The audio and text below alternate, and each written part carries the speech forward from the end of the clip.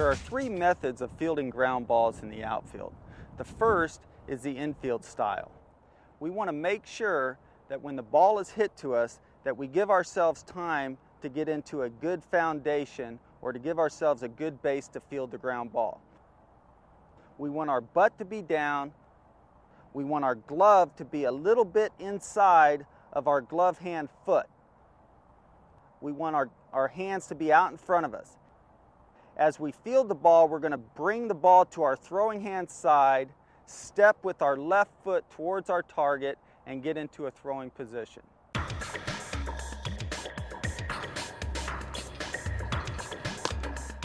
To review, to field a ground ball infield style, get into a good base with your knees bent and your backside down.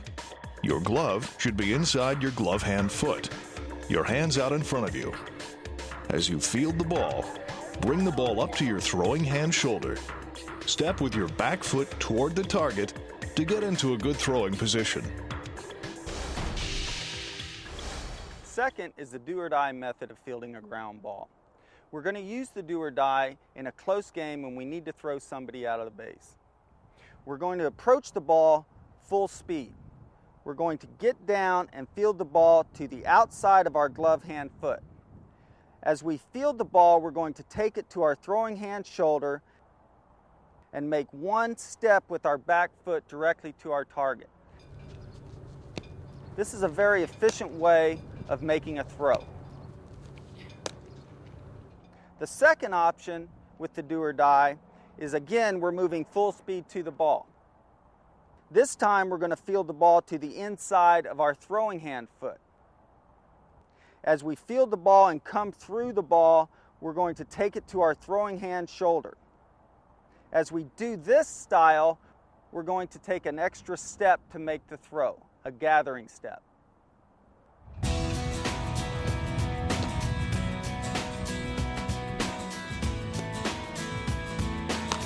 To review, to field a ground ball do or die style on your glove hand side, approach the ball at full speed. Get down and field the ball to the outside of your glove hand foot.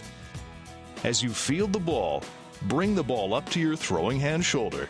Take a step facing your target to get into throwing position. To field a ground ball do or die style on your throwing hand side, approach the ball at full speed, get down and field the ball to the inside of your throwing hand foot. As you field the ball, bring the ball up to your throwing hand shoulder. Take an extra step facing your target to get into throwing position. The final method of fielding a ground ball is to go down on one knee. We would go down on one knee when field conditions are less than perfect and we want to make sure we keep the ball in front of us. First of all, we want to make sure we give ourselves time to set our angle and get our body in front of the ball. Once we're in front of the ball, we want to go down with our throwing hand knee and form a blockade. Our glove hand knee is in the air, our shoulders are hunched slightly. We want to make sure we keep the glove beneath the ball and field the ball in front of us. As we field the ball and take it to our throwing hand side, we're going to stand up, make sure we get our feet and our body turned to our target so we make an accurate throw.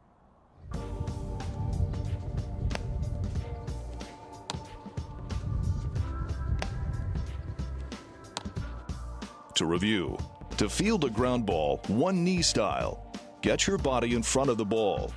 Bend down to the ground with your throwing hand knee, forming a blockade with your body. Your glove hand knee is in the air. Your shoulders should be slightly hunched. Field the ball in front of you. Bring it up to your throwing hand shoulder and turn your body to your target to get into a good throwing position.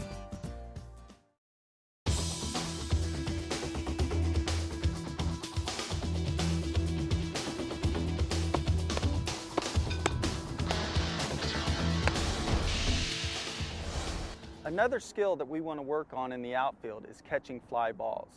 Most young outfielders make the mistake of just putting their body directly underneath the ball and sticking one hand up to make the catch.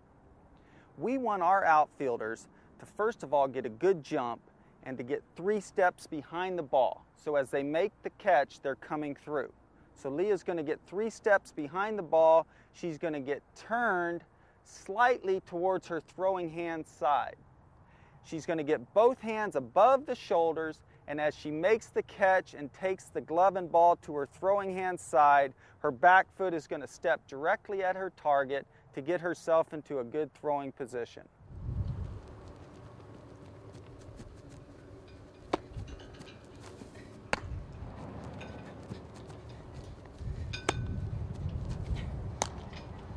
In judging fly balls, we're not always going to be perfect.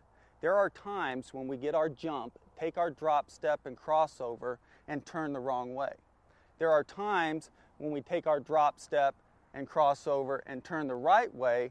The wind may take the ball may tail away from us. We need to change direction. There are 2 ways that we're going to change direction in the outfield. The first is very simple. What we're going to do is take our drop step, crossover step. Once we've made the determination that we need to change directions, with our back foot, we're going to take a reverse pivot step, keeping our eye on the ball, change direction to make the catch.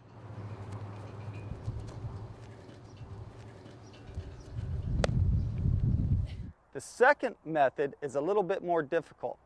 As we take our drop step and our crossover step, as we're going to retrieve the ball now, we're going to drop our front shoulder, spin our head around to change direction, and pick up the ball. This is a little bit more difficult because we're taking our eye off the ball. However, if you make a mistake in getting a jump, don't panic. You can make a correction and still make the catch.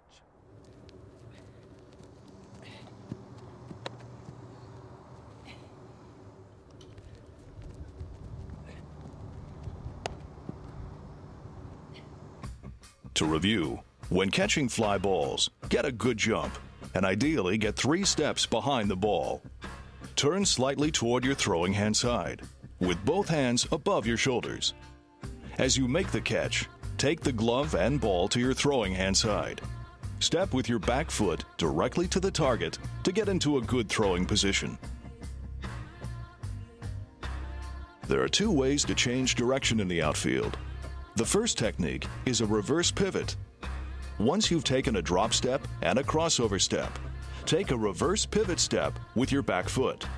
Keep your eye on the ball and change direction to make the catch. The second technique is a spin.